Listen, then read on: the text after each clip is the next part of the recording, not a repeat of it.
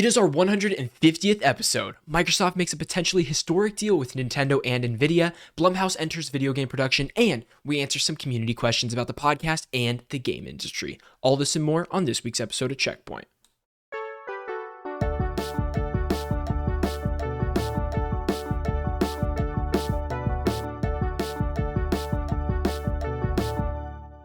And we are live. Welcome back to Checkpoint, brought to you by Strictly Casual, your number one show, bringing you important news and breaking down the biggest stories in the gaming industry. I'm one of your hosts, James Walmer.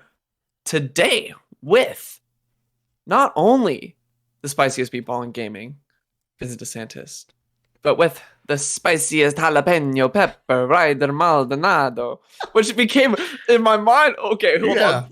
This is a problem. This is problematic. This is problematic because I went into that trying to really get into my Latino accent, but it came out Italian. I don't know what happened there, but there was. It devolved. It was a mixed match for sure. Yeah, it was. People accept it. It's okay. I'll welcome it with. Thank you. Forgive me. It's totally understandable. Ryder, go ahead. Bring it home. Well, ladies and gents, this is it. 150 episodes. We want to thank you so much for listening, watching our members. Our members who are watching on YouTube. Thanks for listening to these guys for 150 weeks on and off. All the gaming news. It's been such an honor. And such with a pleasure. It's our last episode ever.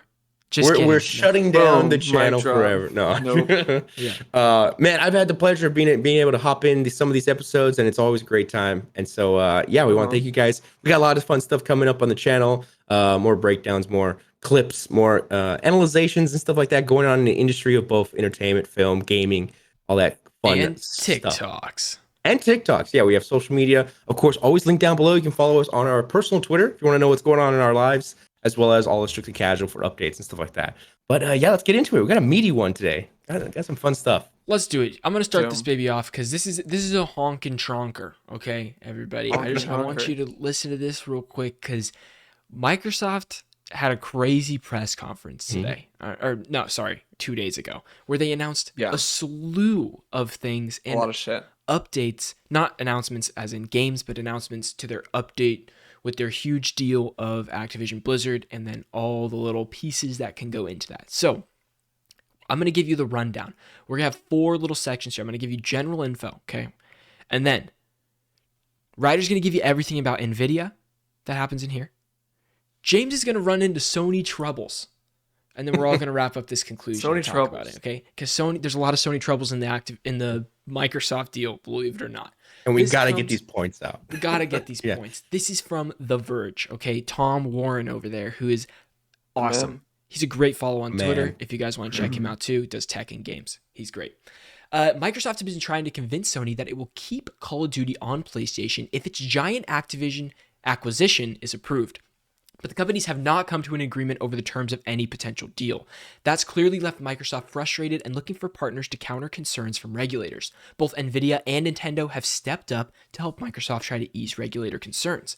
Speaking during a press event in Brussels today, Microsoft President Brad Smith outlined the software giant's position on the deal and described Sony as, quote, a super dominant company that is outselling Xbox consoles and opposes competition in the form of the Activision acquisition. Did you guys hear that? Xbox is admitting, to a sense, that PlayStation is way outselling them on the console side, and they're in direct opposition of the Activision thing because of the exclusivity pieces, even though PlayStation, all of their major game releases are exclusive. Brad Smith, who is the president, directed one question to the UK's Competition and Markets Authority, the CMA, which has raised concerns over game exclusivity and cloud gaming. Says, quote, do you want to kill a deal and cement Sony's position and its 80% share in the European economic area? Or do you want to let the future go forward with behavioral guardrails and remedies and bring this title to 150 million more people, asked Smith. I think that's the fundamental choice that most regulators are going to need to address. So basically, in summary, Brad Smith is saying that with this Activision Blizzard deal, they have extended the peace offering to Sony and say that we will keep Call of Duty on your platform. But Sony's not accepting that because they are anti this deal, this Activision Blizzard deal. And they're like, if we can't have any piece of it, we don't want any of it. That seems to be their stance that they have right now. It's kind of petty. I don't really know. That's wild. Because I wonder what goes into like the money of it all. Like, are they looking at analytics like 5-10 years down the line? They're like, it's not a good deal for us. So they're kind of already saying that, it's going to take a hit, or it's just a matter of company ownership of stuff. Maybe it's an ownership thing, right? Right. They want the PlayStation logo next to Call of Duty release. Who doesn't, right? Yeah. What's Nvidia got here? Okay, so as for Nvidia, here we go. In between meetings and calls to allow the acquisition to take place, Microsoft took the time to announce it has struck a new deal with Nvidia, which operates the GeForce Now cloud gaming service that we know on our PC that we use and love. It hopes the deal will ease some concerns about the future of cloud gaming and Microsoft's control of Xbox games and potentially Activision Blizzard titles on rival services. Now, I don't know all the pieces of the Nvidia portion of this, but it seems to me like Nvidia and Xbox were in direct competition when you think about the cloud gaming sphere of games that they might both have on their services, and they're unifying that in a sense. I don't really understand that totally. It feels awkward because it feels like Nvidia and GeForce Now is a much more niche arena than Game Pass. Totally. Yeah. Because, I haven't talked to anyone who uses GeForce Now cloud streaming service. Not a single person I know. Yeah. But it's the technology. But everyone right, which is what I think they're getting at, is they want to bring Game Pass into the hands of more gamers. Like, we talked about this last week or maybe 2 weeks ago on the show of Microsoft's game, like their strategy, and we continually have talked about this for the last 2 years of whether or not Microsoft's engaged in console sales. Yeah. And to some extent they have to be. And we talked about that last week on the show. Go listen to it. Or was it 2 weeks ago? Not sure, Vincent. I think last week, Yeah, I think it was last week. But this goes opposite to that of like I think they're tripling down on cloud services. Yeah. Especially because NVIDIA Shield has a handheld unit. Yeah. That could allow Microsoft to break into the mobile game space. Handheld game space, I meant to say. Yeah. Instead of their app on the Steam Deck or something like that, like maybe a more proprietary thing. But I guess they're not looking for a proprietary hardware. They're just looking to get Game Pass everywhere, I think. Because it's very streamlined too. Like, despite I don't really use it too much, but I'm like, it's just there. I've always hopped in. I'm like, I can just click the game there. It's easy to see a collection of the games that I have installed from my Microsoft Store and sometimes my other platforms. But maybe it's like, I think it might be more hardware too, because from what I hear, the GeForce Shield is really good with like connectivity and everything runs pretty smooth from what I remember. Right. And Microsoft has yet to kind of bridge that gap of like cloud streaming, cloud gaming in a way that feels smooth. Like Vincent, I remember we were talking about using it on our laptops, and I didn't have a good experience trying to run Forza Horizon or Halo Infinite with my cloud through my laptop. Oh, were you connecting to the browser? But for what? Game Pass? Yeah. I only tried Stadia. I've never tried the Xbox Game Pass cloud stuff. I tried to do it with Game Pass once, and I don't know if it was because I'm on a OS system. Sure. But trying to do it through the browser was like a shit show. Did not work at all. Wow. I've looked out on my iPhone. The iPhone, it's always been a really good experience. You use Game Pass on your phone? Yeah, barely any lag. Like every time I go to the airport too, and that's on airport Wi-Fi. Yeah. Man, I connect the controller. Do you have an Xbox control? Yeah, you have a controller and a little I'm able mount to for Bluetooth it. Able to Bluetooth and like, I'm playing crazy games. I can't whatever is on the Game Pass, I run through and no lag. It connects pretty well and I think they're just getting exponentially better. Like we might not be as tapped in on that right now, but like it's there 2 years from now or something, it's gonna blow us away, being like, wow, I can't believe we didn't see this journey. Right. Or not even 2 years, maybe a year from now, it might be flawless. I have no idea. Yeah. But what is up in Sony land? Yeah, let me move on. Microsoft revealed that Sony has emerged as the loudest objector to the Activision acquisition last year after a public back and forth between Xbox's Spencer and PlayStation Ryan. That's Phil Spencer and Jim Ryan. Microsoft initially offered Sony a deal to keep Call of Duty on PlayStation for several more years beyond an existing marketing deal, with Spencer confirming the offer in a statement to The Verge. Ryan described the deal as inadequate on many levels and noted that Sony was planning on keeping details of its negotiations private. Microsoft also accused Sony of paying developers to keep their content off its Xbox Game Pass service, while Sony has argued that Microsoft's Activision Blizzard acquisition could hurt developers and lead to price rises. Now, this is interesting. There's a lot of shots being fired on both sides. It's just Jim and Phil over there, and they're just it's like Jim and Phil with their guns out Yeah. at each other, firing shots back and forth, and it's petty. Let me it feels break like down kids this sentence for you. Okay. Yeah. Say it one more time. Microsoft accuses Sony of paying developers to keep their content off Game Pass services.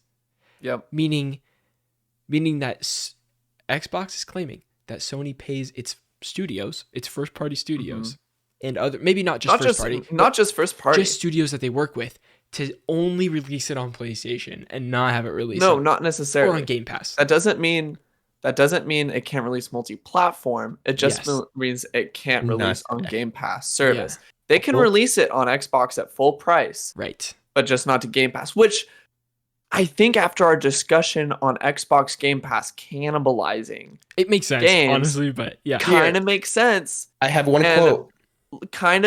Hold on, Ryder, let me finish this thought. Yeah. I think low key they might be onto something if this is like the case, because if Game Pass is cannibalizing developers, this could be a patriarchal sort of like, hey, like, we don't want you to be cannibalized by the service. Sure. Nice guy would be like, yeah, that would be the point I lead with. But that's probably not. The backhand is like, we want the sales on our platform. Truly. Yeah. Like, But if it's multi-platform, it's not. Because they know it doesn't work like that. If it is on Game Pass, people's automatic. It's not going to boost sales on Xbox, though. Not boost sales. People will just play it on Game Pass and not pay for it on any platform. Mm-hmm. And so they want it to be paid for on PlayStation versus Xbox. Yeah. But if it's paid for via Game Pass, the developers are not getting money. So even if that's the case, that they don't want it on Game Pass and they want people to buy it on Sony's platform, that's still giving more money to developers, which seems like Sony's argument in the first place. What were you going to say, Ryder? They said, look, I hate to pull a quote from Ant-Man, but they said, you don't have to win. No. We both just have to lose. So they're like, listen, I don't care if we don't win. Like, look, we just don't want it on Xbox. Do we care if we profit? No, we just don't want you to win. But they're profiting. No, because they will profit if it's not on Game Pass. Yeah, after you made that great point, I was like, well, this quote doesn't really match, but I had to throw it. At first, I was like, oh, okay. But Sony is making money from this, which is Sony's argument here is the Microsoft's Activision Blizzard acquisition could hurt. Because really, it's just them versus. Well, I don't know if it'll lead to price rises, but it's just really PlayStation or Xbox. Like, I know there's, let's say, Steam or Epic Games, but if you're not playing on Xbox and not Game Pass, then you're like, okay, next place I'm most likely looking is PS Plus. Like, maybe is that the second option? It just feels like. Not even I mean, this was a great month for PS Plus. We had like Horizon Forbidden West, The Quarry, Scarlet Nexus, like a lot of bigger games, right? But it still doesn't have the regard. It's not that every month. No, it's not like that. Because that's the thing. It's not consistent. PlayStation Plus needs the titles every month. It needs to be February every month. Yes. For that to be like, oh, yeah, I'm definitely upgrading. In that case. It can't have this like, yeah, we're going to drop you these games, like we're gonna have this huge meal in front of you, so that means we don't have to feed you for like the next 4 to 5 months. And that's where the day one games are kind of important to me to sell that. But if you think about it, Xbox doesn't really have a lot of day one games that are happening on there either. It's when they have an exclusive, it does come day one, but that might be every 3 months they might have a big day one Xbox drop. And if PlayStation can match that every 3 months having a big day one drop, That could be Which great. is why Sony is also threatened by the Blizzard Activision acquisition, because that means there's going to be more day one exclusives on the platform. So let me conclude this article, and then we'll get into the next section that even goes a little crazier into this whole thing. So while Sony and Microsoft can trade arguments all day, it's ultimately up to regulators to allow the deal to go through. Whether Microsoft's Nintendo and Nvidia deal, we're about to get to the Nintendo deal, are enough to convince regulators to remains to be seen, but Microsoft is certainly hoping to avoid heading to court to defend its deal both in Europe and the US. EU regulators have set an April 11th deadline for a final decision on Microsoft's proposed acquisition to Activision. That feels, we have a date now. We have a date now where it has to go through. We do have a date. I really was certain that it was going to take an entire year to like figure this out, but we will know by April. What are your thoughts? Can we place early bets right now? Can you imagine if this doesn't go through? I don't think it'll go through. The marketing push I think the Federal Trade Commission is going to knock. I think it's going to knock it down. Do you seriously think so? I think I deadass think it will not go through. Wow. I think it's faced too much opposition. I think there's been more hiccups than anyone could have guessed right at the start. I don't see a way that this doesn't like monopolize a whole entire half of the game industry, because Sony, while it like going back to sales, while they are much more successful than Microsoft right now, right? Yeah. It's monolithic. It's only Sony. That's like having Nike be great like on its own, and then Adidas. So Adidas is like not doing as good, so they're gonna conglomerate with all the other ones just to match Sony, which like. Or sorry, it wouldn't match though, right? But it wouldn't match. It would be more, right? Is that what you're saying? Like if they, I'm saying like they're just trying to add the sales of all of these other things, it would not so that like out. It could. Because like I think Blizzard, Blizzard and Activision probably making close to what Sony and Xbox is making, like on its own, Blizzard is without huge. A console. Like and Activision is huge. Yeah, right. It does. This feels more than leveling the playing field or something. This is like, it was crazy when it got announced. Like it was wild, and the price tag is $70 billion. Like it's no That's joke. So much fucking money. It's no joke. I think it still has a chance to go through. I'm gonna err on the side it does happen still. But remember, I think people get stuck on not stuck on. I do. This is talking about myself, I guess. When I look at this, I just think of, Xbox is getting those Bethesda Activision titles day one. But it's more than that, I think. It's like, it's the publishing of all these games are going to have that Xbox logo. Like everything becomes internalized, like all those costs that you would outsource to Activision to like, all those partnerships, like those payments that you would make to Activision for publishing a title is now internalized, which means all those in-between costs are cut. Yeah. Okay. I don't know how that works, but in my mind, I feel like that makes sense. Mm-hmm. Okay, please correct me if I'm wrong, because this was a few weeks ago, and if this has changed. I remember Phil, this is where, look, I've always applauded Xbox because it seems like, because I don't know the leadership on PlayStation side, I haven't kept up with it. But PlayStation's had bad leadership right now. Jim Ryan is not Jim necessarily... Ryan's dropping the fucking ball. Yeah, I haven't. I never knew, but Phil Spencer and Xbox, there's been some interviews where he's like, look, I'll be honest, like we have not released games and we have been like lacking very much so. Totally. So maybe that's the reason behind this whole thing. It's like, well, since we've been lacking in PlayStation, it's like huge part of it. But it's like, like you've been saying, James. Yeah, I do get it. It's like, well, I mean, they're like, oh, we don't have no games. Let's just buy the biggest company, which should give us games, right? Give us that exclusivity deal, which I know is not just games, but I mean, so much. There's so much to it. I know it is gonna be games. Like like that is a big part of this is exclusivity. From Xbox perspective, this is a great move. You know what I mean? And I think, I don't know, as a person that plays games on multiple different things, it's hard for me to see it as a good or bad move. I can see it a lot of good ways and a lot of bad ways. Do gamers win both ways? I don't know. I honestly see it both ways. Like, I know there's a lot of internal things that we won't notice or we will notice, but I see it as like Vince is playing on PlayStation, James is on PC, and I'm like, hey guys, I got an extra skin on my Xbox, haha, and that's it. But that could be how it goes. But I know it's bigger than that, but I'm saying for us, like maybe it's like the gamers notice. Even third-party studios, like for instance, the new Harry Potter game, whatever, there's a quest that you get on PlayStation that you can't get on Xbox. And it's probably like 30 minutes, maybe 10 extra dialogue lines. Like, I don't really know. They're cooking in there. They're cooking in that office. But they like, want these to be exclusive to Xbox.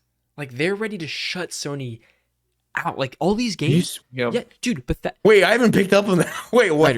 Right. Yeah, dude. Okay. All the Bethesda games are like Elder Scrolls 6 probably going to be an Xbox exclusive. Oh, like, I thought it was exclusive. Everyone. Like Overwatch could be exclusive. Diablo 4 exclusive. Well, like, they won't. Those are already confirmed. No, like I'm saying, Diablo 5. saying like in the future, like the next title in these things would like imagine Overwatch 3 exclusive, like PC and Xbox. PC and Xbox, and that's it. Not coming to PlayStation at all. Let's throw another because that's the thing is like they're conglomerating with these studios to boost their own sales because that's their argument is they're saying Sony has their market, we're trying to build our market. I have a question for you guys about this actually. This is something that I was thinking about the other day. Xbox has acquired Bethesda, right? All this kind of stuff. Oh, they're planning on it. They're trying to. Will those titles ever be seen as like Xbox characters? Because like PlayStation has like Crash Bandicoot, you have Uncharted, you have Joel, and then on Xbox side you have Master Chief, you have the Gears of War people, and it's branding. Just give it like a 10 years. Can they add? Like I don't know. Can they add these face to Call of Duty, right? A face to like these Bethesda characters. Will they be seen as like Fallout kind of already is? It's always been an Xbox game. Always been an Xbox game. To me, it's always my head. Like, Fallout has been. They've already been. They've already been. I think Fallout is becoming that more and more. Okay. Even though it's multi-platform. That's interesting. Yeah. Because I think the view of the people playing the game is almost just as important as like the actual ownership titles on these things. Like even though now Sony bought Bungie. Well, because the ownership becomes like a part of the brand image. So now like Bungie, because Bungie is so now exclusive with PlayStation, like you think of Destiny and PlayStation almost synonymously. There's no PlayStation logos when you boot up Destiny or anything like that. It's unchanged. Still, it's crazy. It doesn't matter. Yeah. Maybe. I don't know. I don't it's the head image that they care about. Yeah, I put them together. I think that's important. One more thing to add into all this, and that is that Microsoft signs a 10-year contract to bring Xbox games to Nintendo consoles. And this is from Kotaku. James, what do we got on the first note here? Microsoft and Nintendo have negotiated and signed a binding 10-year legal agreement to bring Call of Duty to Nintendo players the same day as Xbox with full feature and content parity. So they can experience Call of Duty just as Xbox and PlayStation gamers enjoy Call of Duty, the statement reads. We are committed to providing long-term equal access to Call of Duty to other gaming platforms, bringing more choice to more players and more competition to the gaming market. They're trying to say that this is more competition, which is but it's funny. Not. It's great. Because you're going to have to access it a certain way. I'll tell you how in a sec. Ryder, what else do we have here? Smith's latest news, though, suggests a more formal agreement has been completed, as he noted the deal has been signed and negotiated. The mention of a binding agreement is new as well, signaling that Activision and Microsoft have now promised Nintendo fans military shooting action. Okay, real quick, I know y'all have a lot of things cooking, but I wanted to say, okay, when it comes to saying this, like, we're going to have competition, yes, I know Call of Duty lasts the entire year, and they're making money off of Battle Pass and skins the whole year and then every year. But I wonder... Like, look, I know it makes a lot of money, billions of dollars, but I feel I personally, please correct me if I'm wrong, that matches up with a single player release of a God of War and an Uncharted and and Spider-Man 2. Like these games are that make initially at one moment enough money that matches up with like 5 years of Call of Duty or I 3 think years. That Call of Duty is such a massive thing that like it's hard to compare that with a single player game because I know Call of Duty for sure it's sells really more. Dominating. Yeah. Call of Duty absolutely sells more copies. But I think it's easier to compare to like just another first party Xbox game is like Call of Duty would make up for all those first party Xbox games that are not selling as much as the first party PlayStation games. Right, like like Halo. Right. Yeah, Halo. So this begs the question, in my opinion, is there's no way in hell Call of Duty is running on Switch without a couple things here. No fucking way, dude. It's gonna be cloud. It's gonna be has to cloud. be cloud. Yeah. There's no shot, dude. It's gonna look like the DS title. I saw somebody tweet out was like, "Yo, they're gonna have to come out with a Switch Pro or another model, like big new model." You're gonna have to duct tape 10 or 11 of those Switches together to get it to run Call of Duty on there. You know? Link them up. Yeah, it's gonna be super Switch, an air vent, and like it's just a lot. Two of them make two sides of the screen. Like you need top and bottom. You have to play it standing inside of a refrigerator. So this article heavily focused on Call of Duty because that is like what people's eyes go to. It's the most profitable. It's the biggest one. If it goes exclusive, it pulls people. It will. I think people that only play Call of Duty and sports games, it's a console switcher. Will be a console switcher. Yeah. For those who don't play anything else. But again, like right now, like not right now. Like I think it's too late in this console cycle. Like I think with for the next console. You know, for the next console it will be, but for now, no. Can't believe we're talking next console. No, I mean, it's only 4 years away. 5 years away. Isn't that crazy? Get the heck out of here, dude! Oh my gosh, we're like in the But is it like a like an iPhone S or is it like a full change? PS6 and the next Xbox will be in 5 years, 4 years, unless we go completely cloud or something crazy. I don't know. Because I forget it when these things came out. Like during COVID, it was like 2020, right, or 19? 2020. 2020. Yeah. It was heated. Here's my guess for Xbox though, is that they don't release a console. They do. They release one premium console with a disc that plays everything in the highest thing. They don't release a secondary console, and they're like, here's the keystone, the streaming stick, basically, of like, you want this for $30, everybody can have it, and it comes to year Gamepass, something like that. Yep. And a controller. You're right already. That sounds like a good deal. I'm very tempted. Like, I'll buy it. That's perfect for me to have that streaming stick plus PlayStation. But do you think this will hurt or help their Activision Blizzard acquisition? I think they're going to spin it just like in this article as a way that it helps competition to put Call of Duty on other platforms. But there's no way it does. Well, because I don't think it's coming to the Nintendo store. I think it's coming via a Game Pass streaming app on the Switch. Mm-hmm. Do you think this could hurt Microsoft if they don't get the acquisition? Could it hurt Microsoft if they don't get the acquisition? No. If they don't get if they don't get the acquisition, I guarantee this deal has the writing down low, the fine print that says this deal's off if we don't get the acquisition, because then this falls on Activision to do That's what I'm thinking. Activision is not doing this. No shot. Yeah, they're not gonna fucking do that. I'll tell you what they'll put on Switch. That's exactly what I'm saying. They'll like, okay, we promised Call of Duty. Here's COD Mobile on the Switch. That's what they'll do. Like some shit like that. Yeah. I find it funny how. Yeah. Oh, I was gonna say, I find it funny that I know this is kind of obvious, but how the gaming industry is almost like the streaming now, where it's like we're not trying to sell DVDs, we're trying to sell the service, the Netflix, the Disney Plus. We're not selling the games, we're trying to sell the service. Like that's more money over time, and it's been successful in movies, hugely. Industries are and it's different era, digital. I mean, we have Netflix going into games. You can boot up and play Inscription on Netflix on your TV right now. Yeah. I think there's a different sense of like ownership when it comes to games though. I feel the same about games movies. If there was a preservation thing of like, I know I own this disc and I know I own the movie disc. That's why I like both. I don't do it as often. I think I buy things that I know I want to keep, movies and games, and I buy everything digital that I care less about. I have less of a attachment to, I think. Yeah. Okay. You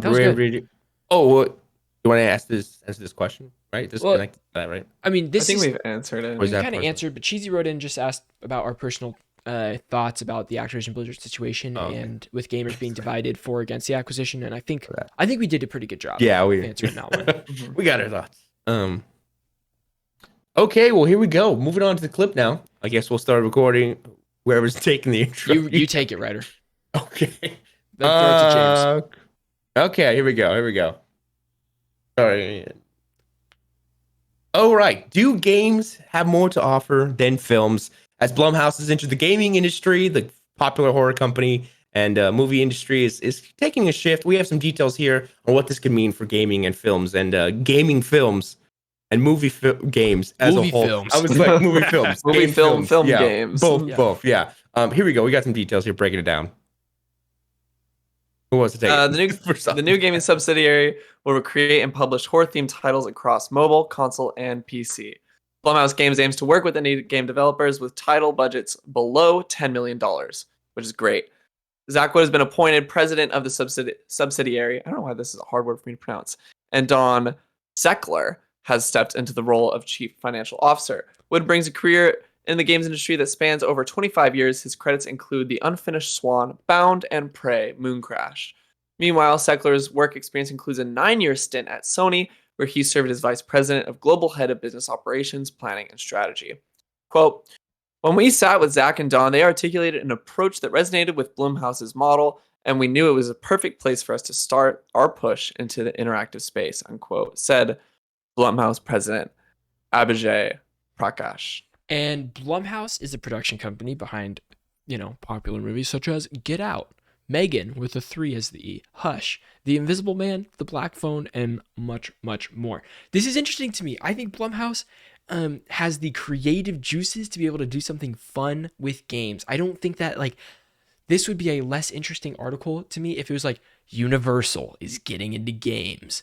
That seems like a corporate move of we need to make a game based off of a big IP versus Blumhouse feels like they have big titles. Like Get Out is a big name. People know what Get Out is. Huge name. But they also have smaller horror films and stuff like that. But regardless of if they base it off their films or not, I feel like they can gravitate really good talent for indie games, indie horror games and stuff like that. Look, we all remember the era when a movie would come out and they would have a game accompanying that release. The tie-ins, right? Whether it's a pre-story. Don't remind me about the tie-ins. There are some great ones. Don't get the fuck out of here. They were never good. Oh, come on. I will say Batman Begins, I played the heck out of that game. I didn't even know it had a movie tie-in game. I didn't know it had a movie tie-in. It's the exact movie. It's just playing to the movie. But can you imagine a Nope-style horror game surviving in a house? And there's a creature looming over you. I feel like that already exists. That already exists. It probably already exists, but I'm saying slap the Nope title on it. It's sure. No, I don't want that. I want new experiences. I think we're going to get both. Because I think, But there's potential there for these titles, especially Megan being so popular. I think surprisingly for both the film industry and everybody, they're like, why don't we tap into this? They will. I don't want crossovers. I want original titles. And like Vincent said, we could get both. Yeah, we'll get both. But I just don't want the tie-ins. I want new things that work as games, or at least adaptations that feel original, or this is a spin-off of this character, and or a reinterpretation of this story that feels a little different, that has a different flavor, maybe a different art style, a different way of going about it that's different in the film, or something Hush. like that. Hush is the one where that main character can't. She's deaf, and it's a home invasion. Yeah, home invasion. She's deaf, and it's a home They invasion. can use that because it's the guy with the mask in that, right? I think I've seen this movie. They can use that guy with the mask or whatever, that character in a game of something, and have similar elements to what the movie is, and not just recreate the movie. But even beyond that this is cool. Having a smaller, in the grand scheme of things, production company enter games instead of the opposite, where we see games getting picked up by these giant mega rich corporations to be we are going to make a God of War movie, we are going to make a Horizon movie. It feels like the Scooby-Doo scene where they have their little souls and the fucking well, and they're mismatched. Pull them out. You know what I mean? Yeah.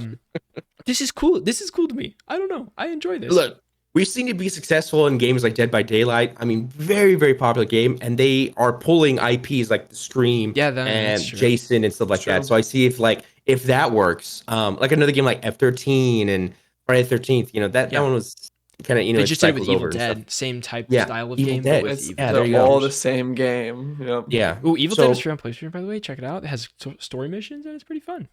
There you go. Look at that. Look, there's a lot of films here that Blumhouse, they have been producing. I mean, multiple films a year, I'd say. And there's so much there. And yes, I want original ones too. I think that they have the creativity to do that with what they've been producing. Yeah. I'm excited to see who they partner with. I think they could get, I'm excited to see, this is Blumhouse's first game. We have the creative director of this working on this project, and it's here's the concept. I'm very excited to figure that out. And I will say I'm a little wary about this director, or Don Seckler as Zach Wood. What do we got? Because his credits include The Unfinished Swan, Bound and Prey, Mooncrash. I hear it relatively positive things about the Unfinished Swan and Bound, but like Prey Moon Crash was like not very good. Sure. I mean, can't win them all. And it sounds like they're... You're right. And give them benefit of the doubt. I would assume that they're partnering with other people as well. I don't know if it's just going to be them two running the show the whole time. Like, this seems like an administrative thing. Like, they're going to be chief financial officer and head of business operations. They're not necessarily the creativeness behind the games. But if you want to know more about the Blumhouse games that are coming in the near future, you can stay right here at Strictly Casual. This is episode 150, a very special episode of Checkpoint. If you'd like to listen to the entire thing, you can go to podcast platforms and type in Strictly Casual Checkpoint. It's a little blue box with a little white checkpoint. And if you want to listen to this whole thing, it's episode 150. We love you guys, and we'll see you on the next one. Peace out. Bada bing, bada boom. Let's go into a couple more questions before we wrap this episode up. For sure. Yep. Okay. I'll throw out this one from Cheesy says, how you like the shadow drops so far? Shadow drops for the year. For the year, yeah. James, start us off. Sure. I brought this question because I think it's relatively, it's not new, but it seems to be trendy right now. Especially with two particular games that accumulated popularity because they're shadow drops. The first one being Hi-Fi Rush, the second one being Metroid Prime, but that one's a little different because it has the physical release that's delayed. And it's out. So it just happened. Yeah, it just came out. So my question is, do we think this is going to be a trend for like the coming year? I like shadow drops. I think it's fun to have a game announced and not have to wait for someone, especially when there was this weird era in games for a little bit. And I think we're growing collectively in the games industry of not teasing a game like 4 or 5 years out from when it's coming. Yes. You know? And I like the direct opposite of, hey, here's something that like you have never seen before. We're proud of it. And it's dropping right now. I understand from a marketing perspective, there's like a process of building a hype, especially for a new project. You have to introduce it to audiences sometimes. Say like, hey, like this is something like there's a new concept we're working on, and then like take the steps of here's a little bit of how it plays. This is like our thinking going into it, like the characters, the world that we're building. I need both desperately. I need to have things to look forward to far enough in advance, not unreasonably far where it's like 4 years where you're actually not excited about it. It's just like there. I want something that is tangible, like less than 2 years, I'll say is tangible. And I want surprises like that. The shadow drops are so fun, dude. I just say I want, like I'm some entitled, like blah. Like that's not what I'm trying to say here. Is like the surprise of a shadow drop is so fun. And if it's a great game that they've been sitting on and stuff, that's great. But that can't take away from like, I want a PlayStation because this and this and this and this are coming, or I want an Xbox because this and this and this are coming. Like that, that doesn't take... Especially because it does so much for console sales. Totally. Because when you're planning out what console to buy, when you're in that space of I need to pick like PlayStation or Xbox, or games are coming. So I build the PC, it's what games am I going to want to play? Yeah. Because a lot of times like games release, like I look on the Gamepass and it's always like recently added, and there's like 10 or 12 games, and I'm like, there's no marketing for this at all. So I think when there are those shadow drops, when there is a little trailer or a little stinger that accompanies that, it's always just a pleasure. It's like the icing on the cake. It's like something that it's like, oh great, now there's more exposure for that. Yeah. Especially when it's in like when it's a working title, like something like, I don't know if Grounded was shadow drop, but like processes were games they release and they're like, hey, join us on the process of creating the game. Like, but we're proud of where we're at right now, but let's continue to work through it together. And they have a community with it. I think early access is like very interesting. That works great. Like Xbox has a good handle on early access because they can have PC and Xbox, whereas like PlayStation, it wouldn't work as well because people are gonna be like, this isn't a fully polished game that I'm downloading on my PlayStation. Like it's not worth my time. It's true. Different. There are more of that like pretentious audience on PlayStation. Totally. That seems to like expect a lot. But I do like release on I think platform. Early access is good too. To drop it, like shadow drop it in early access, not a it's single player game. I think that's a multiplayer experience type of thing to do. There's a certain concern with early access. That happened for a little while. I don't know where it's at right now in the space, but the concern was that games would just stay in early access if they were profitable and company or producers would never, or sorry, developers would never finish them, or take them out of early access. I kind of think we have two, but I only say that because I haven't heard about that in the discourse at all recently. And I think people that are playing early access games, like if they're still playing it like a year after or whatever, I think they're content with what they have in the early access, and it's like the full release is great. Like it's exciting, but they are happy playing it if it's so long. 100% me. That's me with a lot of the open world survivals that are just, I mean, man, it's a great era for those games. I'll tell you that. Totally. Because they released them and they're like, look, we have nothing to build, but trust me, we're going to make buildables. We have more now. Yeah. I want to bring in this next question from Tandrew is, what do you think about the state of E3 this year with the lack of gaming trailers and news? Will it be replaced with something else, or will there be better standalone showcases? Thoughts? I think I can start this just by saying that I think E3, we've talked about this, is it's not going to have, obviously, Nintendo, Xbox, or PlayStation, and it'll probably be full of EA and Ubisoft and those type of studios. But remember, Summer Games Fest exists, and it is the heavy hitters you'll be watching are in Summer Games Fest with Jeff Keighley, and they won't be at E3, in my opinion. Yeah. It's more of, I think E3 is more of like a hands-on. It's setting your expectations for what's what, right? You don't go to E3, I think, this time, or really looking forward and expecting huge reveals and stuff like that. It's more of like, maybe there's a couple titles, right? Like you said, from those companies like Ubisoft. And it's like, maybe it's like a little gameplay demo and that's what you're enjoying. But it's more of like a convention, right? Like, I wouldn't think, it's not an expo to expose a lot. It's more of a, well, it is an expo. It is? My name. E3 Gaming Expo. Oh. But I mean, my bad. I know what you're saying. I hear what you're saying. There's convention and then expo, so then my point is completely through the roof. No, your point is great. I think even though it's just not what it was. It's not what it was inherently. And they can still call it an expo or whatever it is. And it's even if it was an expo, it doesn't feel like an expo anymore. Yeah. Yeah, expos are too, like, that's the difference between like something that what Disney does to what Comic-Con is, right? Like Comic-Con is more of a communal thing than showing. Yeah, and it's different because E3 was always for press only. Yeah, so that's what made it an expo. This is the event that where studios would bring all their shit, and then journalists and the press would just spit that shit everywhere. Like they would stream the conferences, and they would all be literally exposed to the public. Like that was the time of year that all that happened. Yeah.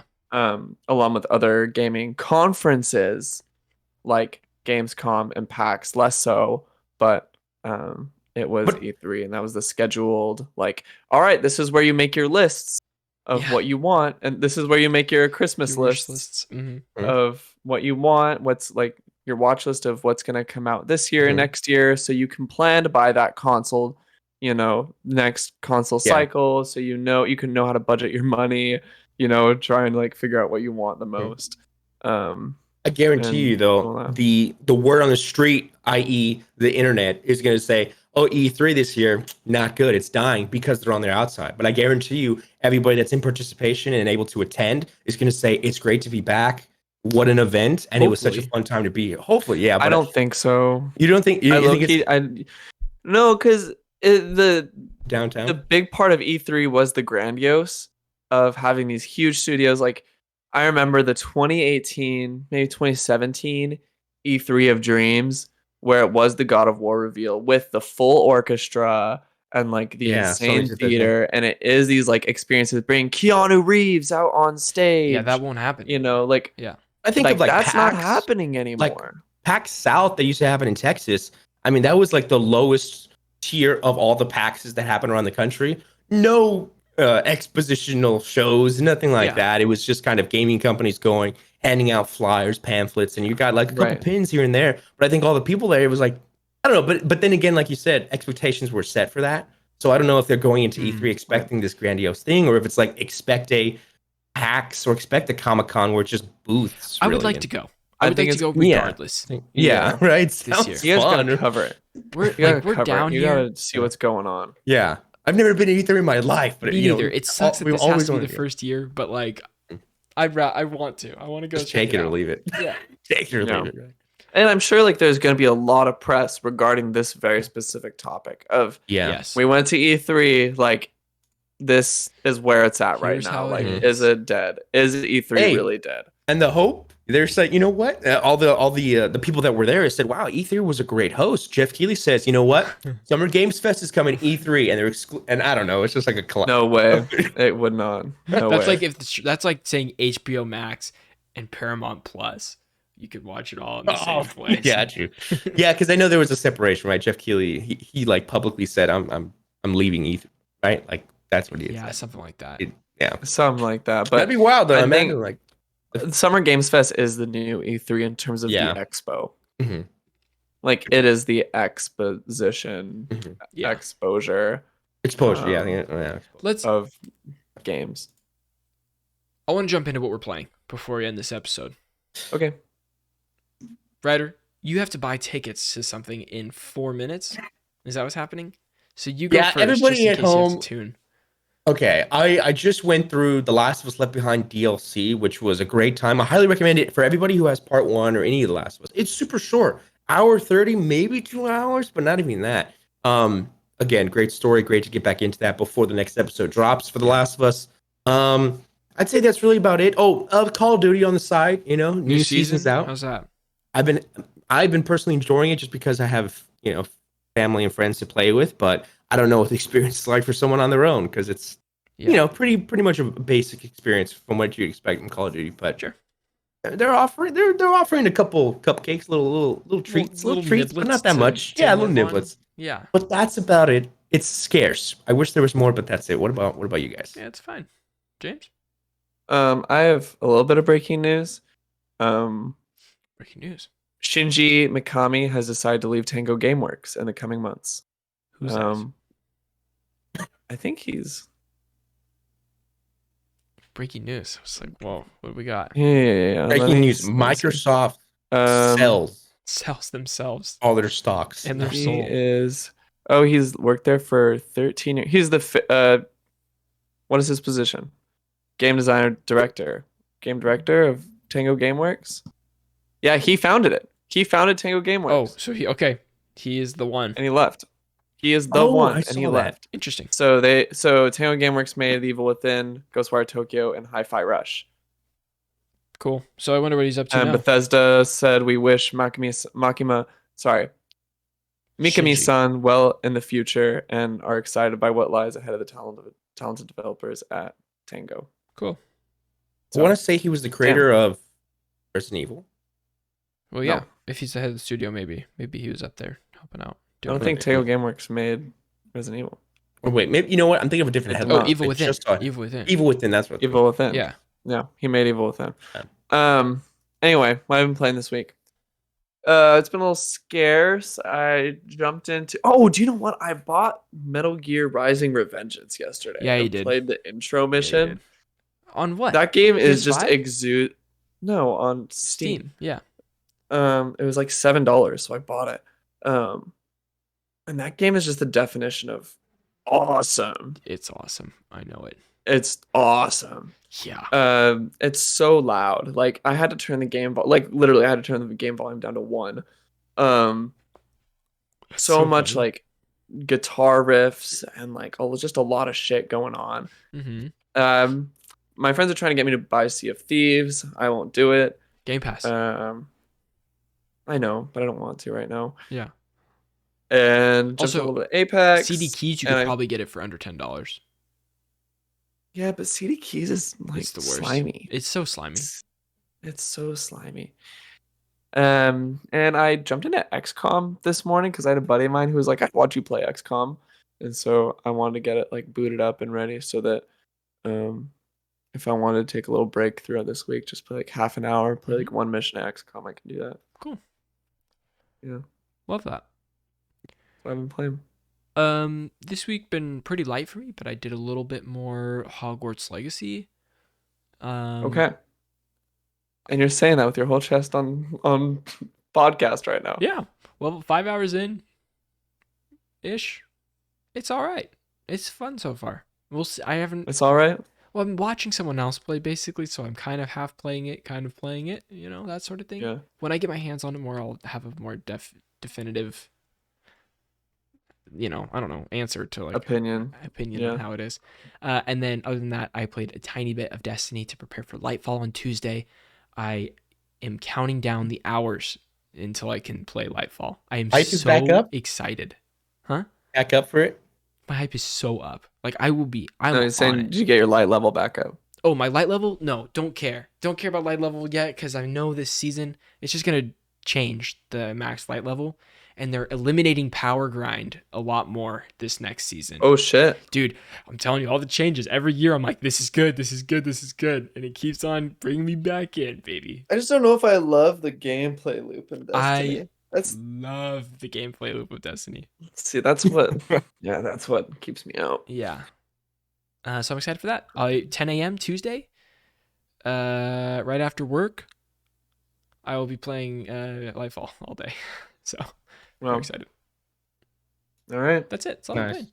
Anything else, boys? Well, everybody, nothing from me. Nope. That's about it. Oh, I'm just going to drop this in here because I haven't talked about this at all. But I was talking about this before the show. Wildly excited for Jedi Survivor. They got a lot. They did IGN got their hands on it for like 4 hours. Michael Stoltzman. And there's a little preview going up with some, and they I read one bullet point that said they've addressed every minor issue that they had with the first game. And it just blows me away because that was the biggest thing for me. It was fast travel. This game doesn't release with fast travel. It's got I'm fucking out. Better map but system. It's got it. Better map shows system, a track everything. to where you've been on the map, so you can kind of track backwards if you need to, wherever it is. God, I can't wait for this game. You can change your hairstyle. Pretty crazy. Yeah, a lot more in-depth collectibles that do more customization. Battle droids. I mean, come on. Don't get better than that. And that's out in.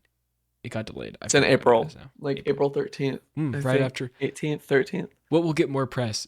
Jedi Survivor or Activision Blizzard deal not going through? We shall see. Woof. Oh, it's definitely going to be Activision Blizzard.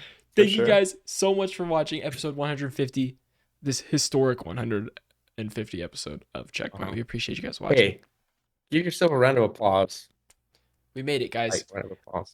I was doing some math. Congrats. That's about 50 episodes we do a year because we skip about 2 weeks a year around Christmas and then or just a random week here and there. So maybe 49 a year. And then I'm doing 2 podcasts a week right now. So I did 100 podcasts, over 100 last year. Isn't that that's wild? Super crazy. All right, y'all. I love you. And we'll see you next week on episode 151. Peace out, everybody. Bye-bye. Whoa.